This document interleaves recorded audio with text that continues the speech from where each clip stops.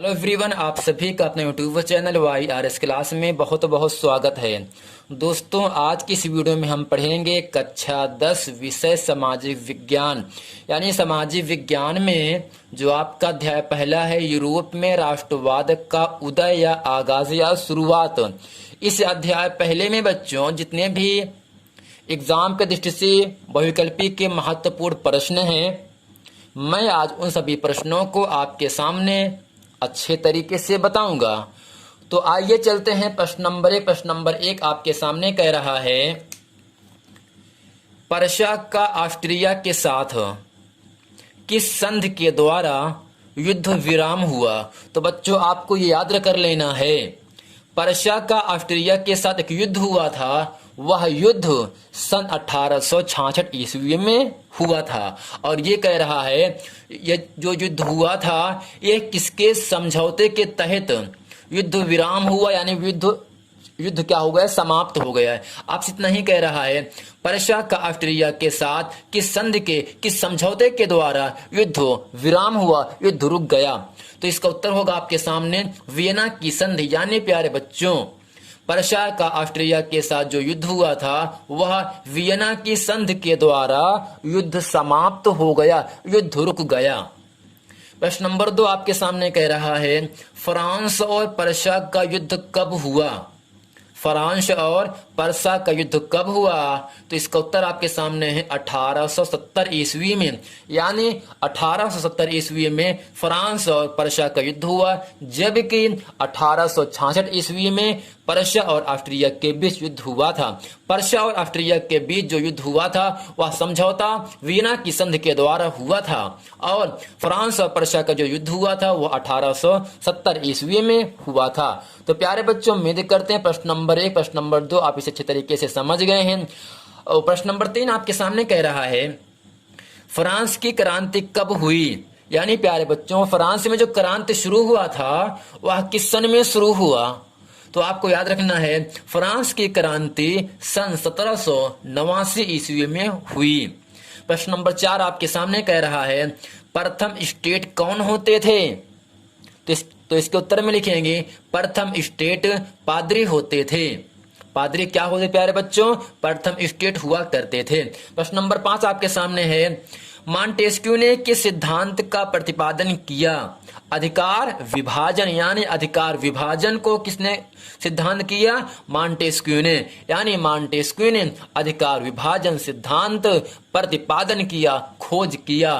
प्रश्न नंबर 6 आपके सामने कह रहा है, बिस्मार्क जर्मनी का चांसलर कब बना। 1862 ईस्वी में बिस्मार्क जर्मनी का चांसलर बना। तो आपको क्या याद रखना है, 1862 ईस्वी में बिस्मार्क ने जर्मनी का चांसलर बना। प्रश्न नंबर 7 आपके सामने कह रहा है, फ्रेडरिक हेगेल कौन था। तो इसके उत्तर में लिखेंगे, जर्मन दार्शनिक। तो आपको ध्यान देना है प्यारे बच्चों, जो फ्रेडरिक हेगेल हैं वह कौन थे, वह जर्मन के एक दार्शनिक थे। प्रश्न नंबर 8 आपके सामने कह रहा है, द स्पिरिट ऑफ लॉ नामक पुस्तक के लेखक कौन है। एक पुस्तक आपके सामने है, उस पुस्तक का नाम है द स्पिरिट ऑफ लॉ। इस पुस्तक के लेखक कौन है।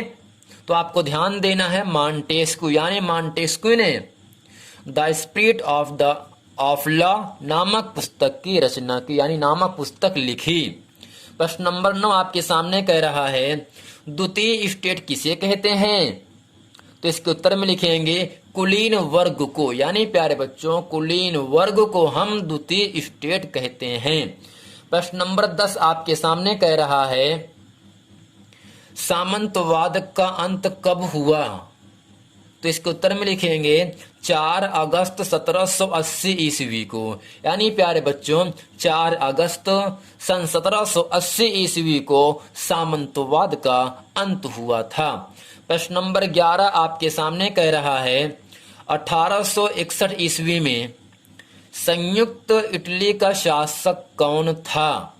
तो प्यारे बच्चों, प्रश्न है 1861 ईस्वी में संयुक्त इटली का शासक कौन था।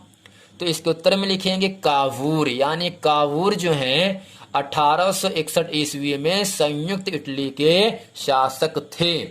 प्रश्न नंबर 12 आपके सामने कह रहा है इटली का एकीकरण कब पूरा हुआ?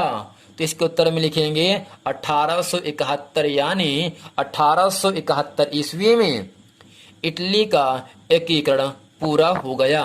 प्रश्न नंबर 13 आपके सामने कह रहा है गैरिबाल्डी कहाँ का निवासी था? प्रश्न है गैरिबाल्डी कहाँ का निवासी था?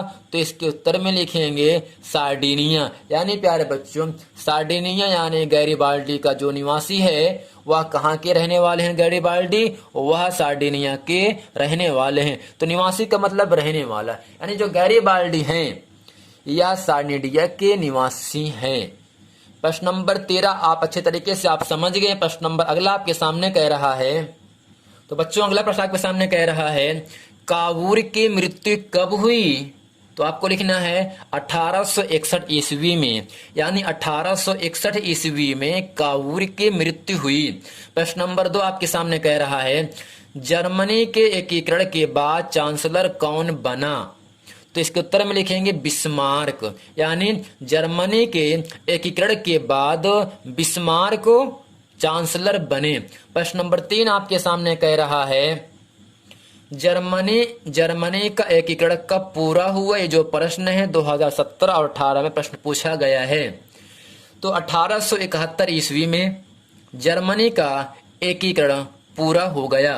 प्रश्न नंबर 4 कह रहा है यंग इटली सोसाइटी का संस्थापक कौन था? तो इसको उत्तर में लिखेंगे मैजिनी, यानी यंग इटली सोसाइटी के संस्थापक कौन थे? तो आपको बताना इटली। ये जो प्रश्न है 2020 में ओडी कोड में पूछा गया है। प्रश्न नंबर 5 आपके सामने कह रहा है इटली के एकीकरण से पहले दक्षिणी इटली पर किसका अधिकार था? तो इसके उत्तर में लिखेंगे पोप, यानी प्यारे बच्चों इटली के एकीकरण के पहले दक्षिणी इटली पर किसका अधिकार था? तो आपको बता देना है पोप का अधिकार था। प्रश्न नंबर 6 आपके सामने कह रहा है कावूर सार्डिनिया का प्रधानमंत्री कब बना? कावूर सार्डिनिया का प्रधानमंत्री कब बना? तो इसके उत्तर में लिखेंगे 1858 ईस्वी में, यानी 1858 ईस्वी में कावूर सार्डिनिया का प्रधानमंत्री बना, यानी पीएम बना। किसने बना? Cavour Sardinia. किस सन में बने थे? 1858 ईस्वी में। प्रश्न नंबर 7 है ज्यूरिच की संधि कब हुई? तो इसके उत्तर में लिखेंगे हम 1859 ईस्वी में ज्यूरिच की संधि हुई। प्रश्न नंबर 8 आपके सामने कह रहा है ऑस्ट्रिया और सार्डिनिया का युद्ध कब हुआ? ऑस्ट्रिया और सार्डिनिया का युद्ध कब हुआ? तो इसके उत्तर में लिखेंगे अप्रैल 1859 ईस्वी में, यानी अप्रैल का महीना है और सन 1859 ईस्वी है। इस समय ऑस्ट्रिया और सार्डिनिया का युद्ध हुआ था अप्रैल 1859 ईस्वी में। प्रश्न नंबर 9 आपके सामने कह रहा है जालवेराइन किसका संघ था? जालवेराइन किसका संघ था? तो इसके उत्तर में लिखेंगे हम शुल्क संघ। तो प्रश्न है जालवेराइन किसका संघ था? तो इसका उत्तर क्या होगा बच्चों? शुल्क संघ था। प्रश्न नंबर 10 आपके सामने कह रहा है नेपोलियन को किन देशों ने मिलकर हराया? नेपोलियन को किन देशों ने मिलकर हराया? तो इसके उत्तर में लिखेंगे ब्रिटेन, रूस और पर्शिया ऑस्ट्रिया ने। यानी प्यारे बच्चों ब्रिटेन, रूस, पर्शिया और ऑस्ट्रिया ने, इन चारों ने मिल करके नेपोलियन को हरा दिया। प्रश्न नंबर 11 आपके सामने कह रहा है वियना की संधि कब हुई थी? तो इसके उत्तर में लिखेंगे 1815 ईस्वी में वियना की संधि हुई थी। प्रश्न नंबर 12 आपसे कह रहा है United kingdom of great Britain का गठन कब हुआ? प्रश्न है United kingdom of great Britain का गठन कब हुआ? तो इसके उत्तर में लिखेंगे 1707 ईस्वी में United kingdom of great Britain का गठन हुआ था। प्रश्न नंबर 13 आपके सामने कह रहा है राष्ट्रवाद का प्रारंभ किस देश से हुआ और नेपोलियन का संबंध किस देश से था? तो इसके उत्तर में लिखेंगे हम राष्ट्रवाद का प्रारंभ फ्रांस देश से हुआ था, जबकि नेपोलियन का संबंध फ्रांस देश से हुआ था। प्रश्न नंबर 14 आपके सामने कह रहा है पुनर्जागरण का अभ्युदय किस देश से हुआ था? ये जो प्रश्न है 2020 कोड ओए में पूछा गया है। प्रश्न है पुनर्जागरण का अभ्युदय किस देश से हुआ था? तो इसके उत्तर में लिखेंगे इटली से, यानी प्यारे बच्चों इटली से पुनर्जागरण का अभ्युदय हुआ था। ये जो प्रश्न है एग्जाम में 2020 ओए कोड में पूछा गया है। तो प्यारे बच्चों उम्मीद करते हैं इस वीडियो में हम जितना प्रश्न आपको अच्छे तरीके से बताए हैं वो सभी प्रश्न आपको अच्छे तरीके से समझ में आ गए होंगे। तो बच्चों उम्मीद करते हैं इस वीडियो को आप अंत तक देखे होंगे। यदि आप इस वीडियो को अंत तक देखे हैं तो वीडियो को लाइक करें, कमेंट करें, सब्सक्राइब करना ना भूलें और ज़रूर जब आप पूरे वीडियो को देख लें तो आप कमेंट करके हमें बता दीजिएगा कि वीडियो कैसा लगा आपको देखने में। मिलते हैं बच्चों अगले वीडियो में, तब तक के लिए थैंक यू।